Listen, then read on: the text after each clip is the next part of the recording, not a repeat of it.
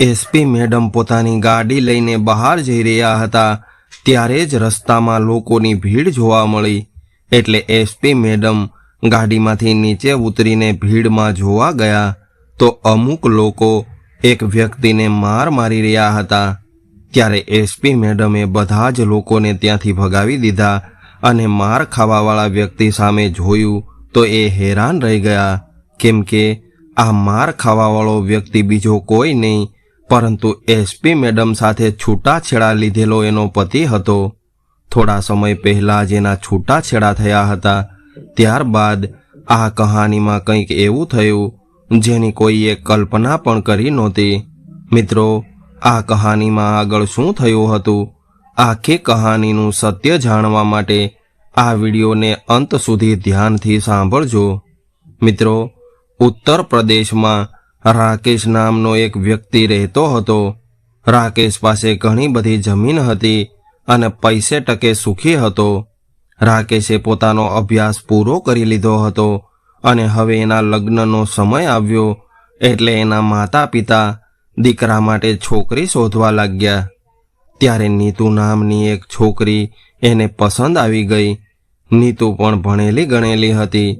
હવે બંને ઘરના લોકોને બધું પસંદ આવી ગયું એટલે રાકેશ અને નીતુના લગ્ન નક્કી થયા અને થોડા સમયમાં બંનેના લગ્ન થઈ ગયા। લગ્ન કરીને નીતુ રાકેશના ઘરે આવી ગઈ। ત્યારબાદ નીતુ રાકેશનું ઘર ખૂબ સારી રીતે સંભાળવા લાગી। એને કોઈ પણ પ્રકારની તકલીફ નહોતી, બધું જ સારી રીતે ચાલતું હતું। રાકેશ પણ નીતુને ખૂબ પ્રેમ કરતો હતો અને એની દરેક નાની મોટી ઈચ્છાઓ પૂરી કરતો। ધીરે ધીરે સમય વીતવા લાગ્યો અને એક દિવસ અચાનક નીતુની એક ફ્રેન્ડ એના ઘરે આવી। નીતુની ફ્રેન્ડ ખૂબ હોશિયાર હતી અને એ ભણી ગણીને એક મોટી અધિકારી બની ગઈ હતી। નીતુએ જ્યારે એની ફ્રેન્ડને એક મોટી અધિકારી બનેલી જોઈ ત્યારે નીતુના મનમાં પણ એવો વિચાર આવ્યો કે મારે પણ આગળ ભણીને એક મોટી અધિકારી બનવું છે। જ્યારે એની ફ્રેન્ડ નીતુના ઘરેથી નીકળી ગઈ ત્યારે નીતુ એના પતિને કહેવા લાગી કે જુઓ, આ મારી ફ્રેન્ડ હતી અને એ ભણવા ગણવામાં મારા કરતાં પણ નબળી હતી, છતાં પણ એ આજે એક સરકારી ઓફિસર બની ગઈ છે અને હું તો હોશિયાર હતી, છતાં પણ અહીંયા ઘરમાં રહીને ઘરનું કામ કરી રહી છું। ત્યારે એનો પતિ નીતુને પૂછવા લાગ્યો કે નીતુ, તારે શું કરવું છે? ત્યારે નીતુ બોલી કે હું પણ એક મોટી અધિકારી બનવા માંગુ છું। નીતુની આવી વાત સાંભળીને રાકેશ કહેવા લાગ્યો કે અરે વાહ નીતુ, આ તો ખૂબ સારી વાત છે, પરંતુ આ બધું કરવા માટે મારે મારા માતા પિતાને પૂછવું પડશે। નીતુ, આપણા ઘરમાં પૈસા ટકાની તો કોઈ કમી નથી, પરંતુ એક પદની કમી હતી અને તું કોઈ મોટી અધિકારી બની જઈશ તો એ કમી પણ પૂરી થઈ જશે। આવું કહીને રાકેશ નીતુની વાત માની ગયો અને પતિની આવી વાત સાંભળીને નીતુ પણ ખૂબ ખુશ થઈ ગઈ। બીજા દિવસે સાંજે બધા બેઠા હતા ત્યારે જ રાકેશે એના માતા પિતાને પૂછી લીધું કે હું મારી પત્નીને ભણાવવા માગું છું। હું એવું ચાહું છું કે મારી પત્ની આગળ અભ્યાસ કરે અને એક મોટી અધિકારી બને। ત્યારે રાકેશની માએ એવું કહ્યું કે કંઈ વાંધો નહીં બેટા, નીતુ આગળ ભણવા માંગતી હોય તો ઘરનું કામ હું સંભાળી લઈશ। આવું કહીને માતા પિતાએ નીતુને ભણવાની છૂટ આપી। ત્યારબાદ રાકેશ નીતુને કહેવા લાગ્યો કે નીતુ, હવે તું તારો અભ્યાસ કરી શકે છે।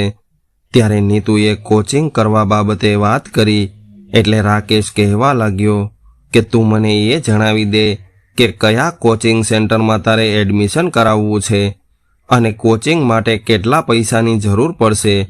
રાકેશની આવી વાત સાંભળીને નીતુ એના પતિને ખૂબ પ્રેમ કરવા લાગી, કેમ કે રાકેશે આજ સુધી નીતુને કોઈ પણ વાતની ના નહોતી પાડી। એટલે નીતુ વિચારવા લાગી કે આવો જીવનસાથી મળવો ખૂબ મુશ્કેલ છે જે મારી દરેક વાત માને છે। ત્યારબાદ રાકેશે નીતુનું એક કોચિંગ સેન્ટરમાં એડમિશન કરાવી દીધું અને એને અભ્યાસ કરવા માટે મોકલી દીધી। હવે ઘરનું બધું જ કામ નીતુના સાસુ કરતા અને નીતુ અભ્યાસ કરવા લાગી. ધીરે ધીરે સમય વીતવા લાગ્યો અને 1 વર્ષ વીતી ગયું અને નીતુએ પરીક્ષા આપી, પરંતુ એમાં એ ફેલ થઈ ગઈ. આટલી બધી મહેનત કરવા છતાં પણ ફેલ થવાથી નીતુ થોડી ઉદાસ થઈ ગઈ અને પોતાના પતિને કહેવા લાગી કે આ વખતે તો હું ફેલ થઈ છું, પરંતુ હું બીજી વાર પરીક્ષા આપીશ અને આ વખતે હું જરૂર પાસ થઈશ. નીતુની આવી વાત સાંભળીને રાકેશ માની ગયો, પરંતુ નીતુના સાસુ કહેવા લાગ્યા કે નીતુ, તું તારા અભ્યાસમાં ક્યારે પાસ થઈશ અને હું ક્યાં સુધી ઘરનું કામ કરતી રહીશ? વહુ, આ મોટા ઓફિસર બનવાનો અભ્યાસ તારાથી નહીં થઈ શકે, એટલે તારો અભ્યાસ બંધ કરીને ઘરનું કામ કરવામાં મને મદદ કર. ત્યારે નીતુ એની સાસુને વિનંતી કરીને કહેવા લાગી કે સાસુમાં, આ વખતે હું ખૂબ મહેનત કરીને મારું એક્ઝામ ક્લિયર કરીને બતાવીશ. ત્યારબાદ ખૂબ વિનંતી કરીને નીતુએ એના સાસુને મનાવી લીધા અને બીજા સ્ટેજની તૈયારી કરવા લાગી. હવે રાકેશ પણ કહેવા લાગ્યો હતો કે નીતુ, આ છેલ્લી વાર છે. આ વખતે તું તારું એક્ઝામ ક્લિયર કરી શકે તો ઠીક છે, નહીતર હવે તું આપણું ઘર સંભાળી લેજે. ત્યારે નીતુએ પણ આ બધી જ વાતો માટે હા પાડી દીધી અને ધીરે ધીરે 1 વર્ષ વીતી ગયું અને જ્યારે પ્રેક્ટિકલ પરીક્ષાનું રિઝલ્ટ આવ્યું ત્યારે નીતુને ખબર પડી કે એણે આ એક્ઝામ ક્વોલિફાય કરી લીધું છે અને હવે એને મેઇન એક્ઝામની તૈયારી કરવાની હતી. ત્યારબાદ નીતુ મેઇન એક્ઝામની તૈયારી કરવા લાગી અને એનો પતિ પણ એને ખૂબ પ્રોત્સાહન આપવા લાગ્યો. ત્યારબાદ જ્યારે મેઇન એક્ઝામનું રિઝલ્ટ આવ્યું ત્યારે રાકેશની આશા પર પાણી ફરી ગયું. આ બાજુ નીતુ પણ નિરાશ થઈ ગઈ, કેમ કે મેઇન એક્ઝામમાં નીતુ ફેલ થઈ હતી. હવે નીતુને પોતાનું સપનું તૂટતું હોય એવું લાગી રહ્યું હતું, પરંતુ નીતુએ જે મહેનત કરી હતી એ મહેનત જોઈને નીતુ વિચારવા લાગી કે કદાચ હું હજુ એકવાર ટ્રાય કરીશ તો આ એક્ઝામ હું જરૂર ક્વોલિફાય કરી લઈશ. એટલે નીતુ ફરીથી પોતાના પતિ સાથે વાત કરવા લાગી, પરંતુ આ વખતે એના પતિએ ચોખ્ખું કહી દીધું કે નહીં નીતુ, હવે એવું નહીં થઈ શકે, કેમ કે આપણા ઘરના સભ્યો પણ તારા વિરુદ્ધ છે. છતાં પણ મેં તને એક મોકો આપ્યો હતો, પરંતુ હવે આગળ અભ્યાસ કરવાની હું તને છુટ્ટી નહીં આપી શકું. રાકેશની આવી વાત સાંભળીને નીતુને ખોટું લાગી ગયું અને કહેવા લાગી કે નહીં રાકેશ, મેં ખૂબ મહેનત કરી છે, એટલે હું આ એક્ઝામ જરૂર ક્વોલિફાય કરી લઈશ. આવું કહીને રાકેશની વાત નીતુએ ન માની, એટલે રાકેશને ગુસ્સો આવી ગયો અને ગુસ્સો કરીને કહેવા લાગ્યો કે નીતુ, મેં તને કહી દીધું છે કે હવે તારે તારો અભ્યાસ બંધ કરવાનો છે, તો પછી તારે બંધ કરી દેવો જોઈએ. પરંતુ હવે નીતુના મગજ ઉપર એ વાતનું જુનૂન સવાર થયું હતું કે મારે ગમે એમ કરીને IPS ઓફિસર બનવું છે. એટલે નીતુ એના પતિને કહેવા લાગી કે હું તો આ એક્ઝામ આપીને જ રહીશ, તમારે જે કરવું હોય એ કરી લેજો.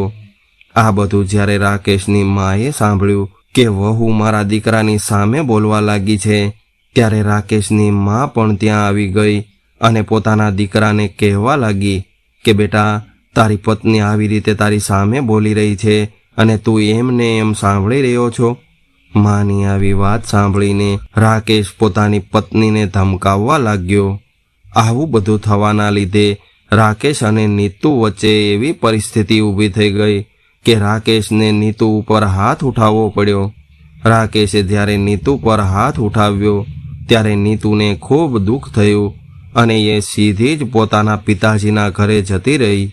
2-3 દિવસ બાદ નીતુના પિતા નીતુને સમજાવવા લાગ્યા કે દીકરી, આવા લડાઈ ઝઘડા તો દરેક ઘરમાં થતા હોય છે, પરંતુ એનો મતલબ એવો નથી હોતો કે તું રિસાઈને અહીંયા આવી જા.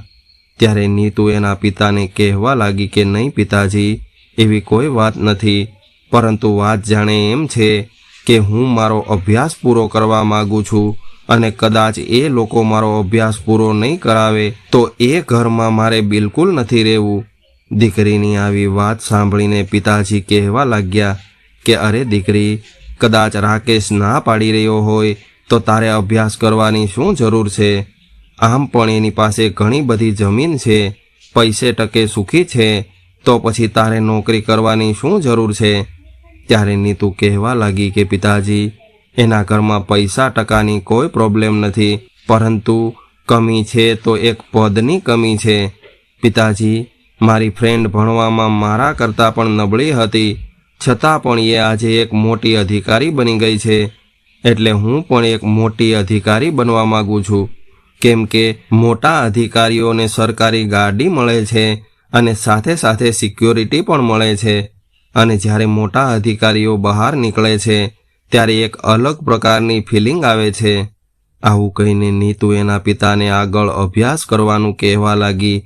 ત્યારે નીતુના પિતાએ રાકેશને ફોન કર્યો અને કહેવા લાગ્યા કે બેટા, કદાચ નીતુને એનો અભ્યાસ પૂરો કરવો હોય તો એક સાંજ આપીને જોઈ લે. નીતુનું એવું કહેવું છે કે હું હવે એક વારમાં મારું એક્ઝામ ક્વોલિફાય કરી લઈશ.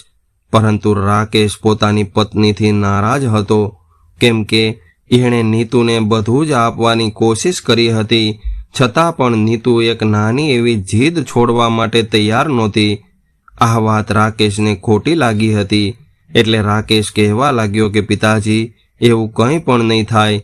કદાચ એને અહીંયા આવવું હોય તો એને એનો અભ્યાસ છોડવો પડશે, તો જ એને હું મારા ઘરમાં રાખવા માટે તૈયાર છું.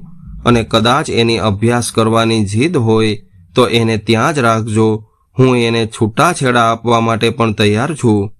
ત્યારે નીતુ પણ પિતાજી પાસે ઊભી હતી, એટલે એ બોલવા લાગી કે કદાચ એવી વાત હોય તો હું પણ એ ઘરમાં આવવા નથી માગતી, ભલે મારે છૂટાછેડા લેવા પડે. નીતુની આવી વાત સાંભળીને રાકેશ નારાજ થઈ ગયો અને તરત જ કોર્ટમાં જઈને છૂટાછેડાની અરજી કરી દીધી. અને થોડા દિવસોમાં રાકેશ અને નીતુના છૂટાછેડા થઈ ગયા. હવે નીતુ UPSCની તૈયારી કરવા લાગી અને ખૂબ મહેનત કરવા લાગી. એટલે નીતુના પિતાજી પણ વિચારવા લાગ્યા કે કદાચ મારી દીકરીનું સપનું હોય તો એકવાર એને કોશિશ કરી લેવા દઈએ. આમ પણ એના છૂટાછેડા થઈ ગયા છે અને એ કંઈક બનવા માગે છે, તો એને એક મોકો આપવો જોઈએ.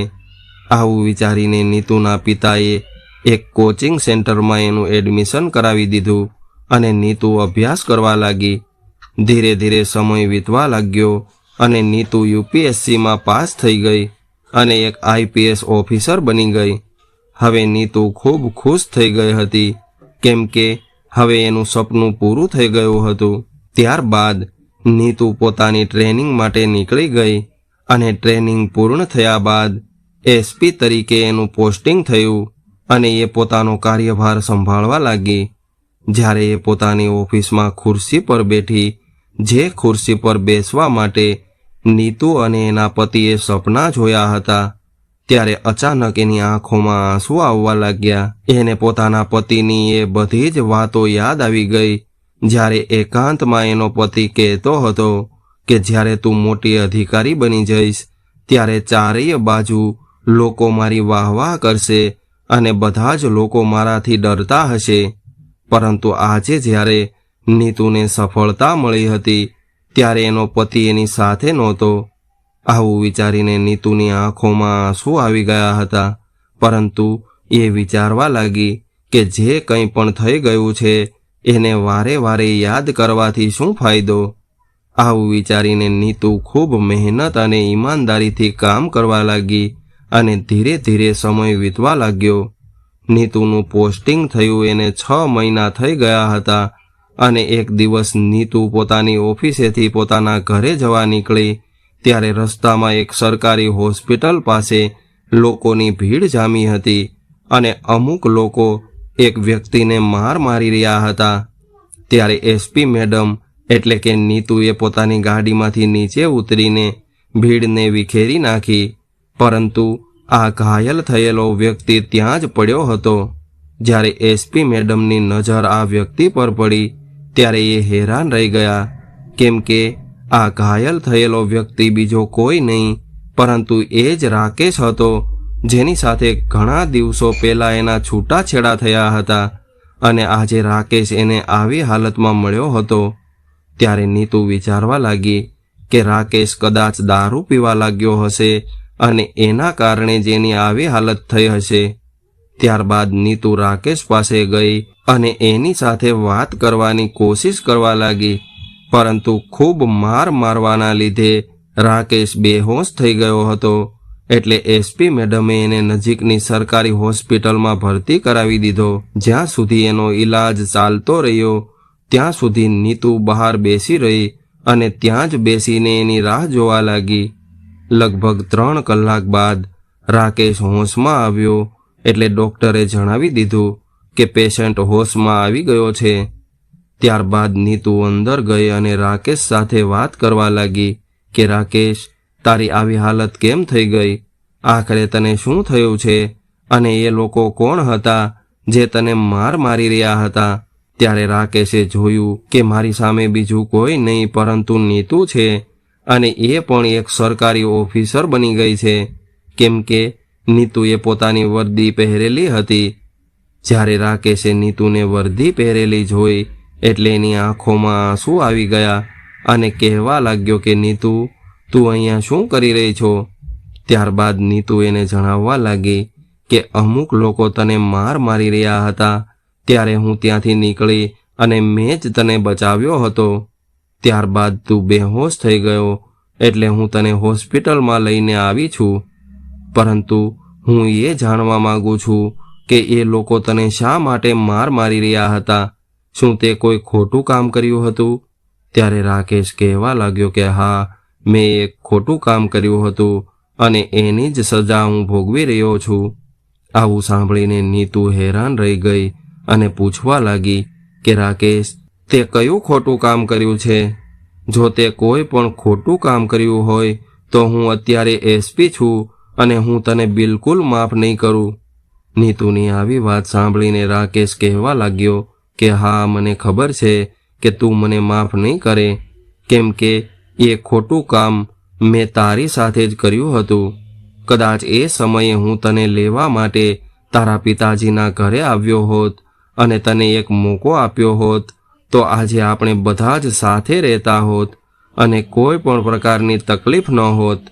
આવું સાંભળીને નીતુ વિચારવા લાગી કે કદાચ રાકેશના માતા પિતાને કંઈક થઈ ગયું હશે, એટલે એ પૂછવા લાગી કે રાકેશ, તારી સાથે શું થયું છે? મને ચોખ્ખું જણાવ. ત્યારે રાકેશ જણાવવા લાગ્યો કે નીતુ, જ્યારે તું આપણું ઘર છોડીને ગઈ હતી ત્યારબાદ મારા માતા પિતાની મરજીથી મેં એક બીજી છોકરી સાથે વિવાહ કરી લીધા, પરંતુ એ છોકરીએ મારી સંપત્તિ જોઈને લગ્ન કર્યા હતા અને એના પરિવારના લોકો મારી પાસેથી પૈસા લૂંટવા માંગતા હતા. અને જ્યારે એને બાળક થવાનું હતું ત્યારે ડિલિવરીના સમયે એનું અવસાન થઈ ગયું. પરંતુ જ્યારે મારા સાસુ સસરાને આ વાતની ખબર પડી ત્યારે એ લોકો ખૂબ ભડકી ગયા અને મારા પર આરોપ લગાવવા લાગ્યા કે તે અમારી દીકરીની સારી રીતે દેખભાળ નથી રાખી, એટલા માટે જ એનું મૃત્યુ થયું છે અને આનો જવાબદાર તું છો, કેમ કે એ લોકો કંઈ પણ કરીને મારી પાસેથી પૈસા લૂંટવા માંગતા હતા. અને જ્યારે હું એનો વિરોધ કરવા લાગ્યો ત્યારે એ લોકો અમુક લોકોને પોતાની સાથે લઈને આવ્યા હતા અને એ લોકો જ મળીને મને માર મારી રહ્યા હતા. આવું સાંભળીને નીતુને સમજાઈ ગયું હતું કે એ લોકો શા માટે રાકેશને માર મારી રહ્યા હતા. અને આમ પણ આજના સમયમાં પૈસા લૂંટવા માટે લોકો ઉપર ખોટા કેસ કરવામાં આવે છે અને ફસાવવામાં આવે છે.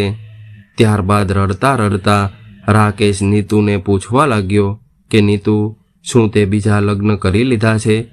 ત્યારે નીતુ બોલી કે નહીં રાકેશ, મેં બીજા લગ્ન નથી કર્યા.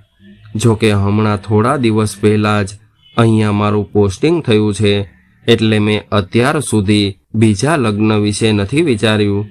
આવું સાંભળીને રાકેશ વિચારવા લાગ્યો અને કંઈક કહેવા માંગતો હતો, પરંતુ એ સમયે રાકેશે કંઈ કહ્યું નહીં અને કહેવા લાગ્યો કે ઠીક છે નીતુ, હવે તો હું ઠીક થઈ ગયો છું, એટલે હવે તું અહીંથી જઈ શકે છે.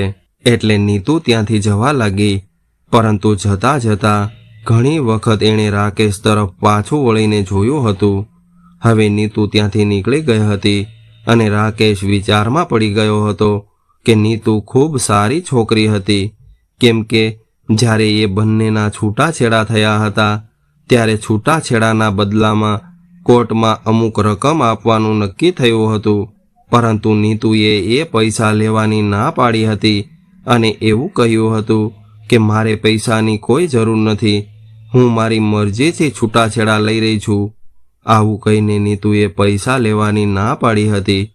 ત્યારબાદ રાકેશના બીજા લગ્ન થયા અને એ છોકરીના માતા પિતા રાકેશ પાસેથી પૈસા લૂંટવાની કોશિશ કરતા હતા. ત્યારબાદ એ જ થયું જેનો રાકેશને ડર હતો. રાકેશના સાસરિયાના લોકોએ એના પર કેસ કરી દીધો અને એવું કહ્યું કે અમને 18 લાખ રૂપિયા આપો તો જ અમે સમાધાન કરશું.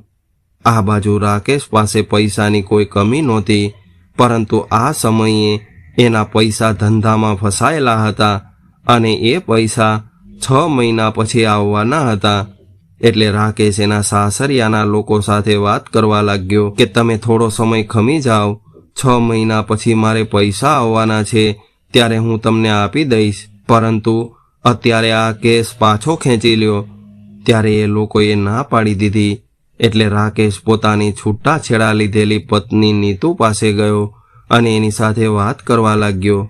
જ્યારે નીતુએ રાકેશની આખી વાત સાંભળી ત્યારે એ કહેવા લાગી કે જો રાકેશ, એ લોકોની દીકરીનો જીવ ગયો છે એટલે આ કેસમાં હું તારી કોઈ મદદ નહીં કરી શકું અને એ લોકો જે કહે છે એ તારે માનવું પડશે, તારે એને પૈસા તો આપવા પડશે. ત્યારે રાકેશ બોલ્યો કે ઠીક છે, કદાચ એવી વાત હોય તો તું એની સાથે વાત કરીને મને 6 મહિનાનો સમય અપાવી દે, ત્યારબાદ હું એના પૈસા આપી દઈશ. પરંતુ અત્યારે આ કેસ બંધ કરાવવો ખૂબ જરૂરી છે, કેમ કે આ વાતથી અમારી ખૂબ બદનામી થઈ રહી છે. હવે નીતુ કહેવા લાગી કે કેમ, તમારી પાસે પૈસા નથી?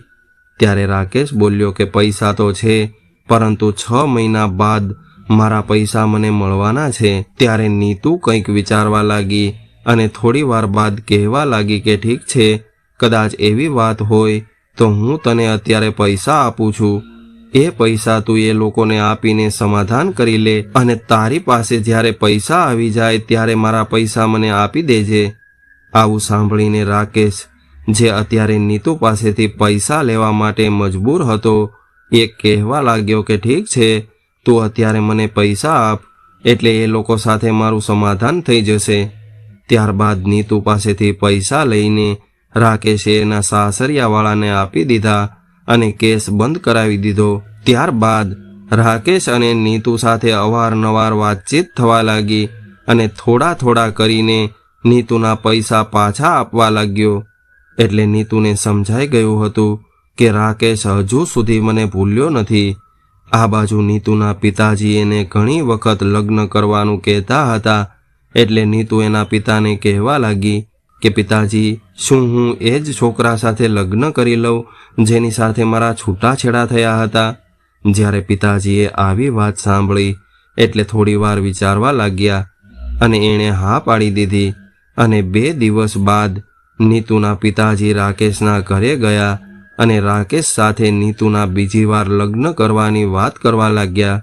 એટલે રાકેશે તરત જ હા પાડી દીધી અને કહેવા લાગ્યો કે હું પણ એવું જ ચાહતો હતો, પરંતુ અમે નીતુ સાથે જે કંઈ પણ કર્યું હતું એના લીધે હું એને ન કહી શક્યો.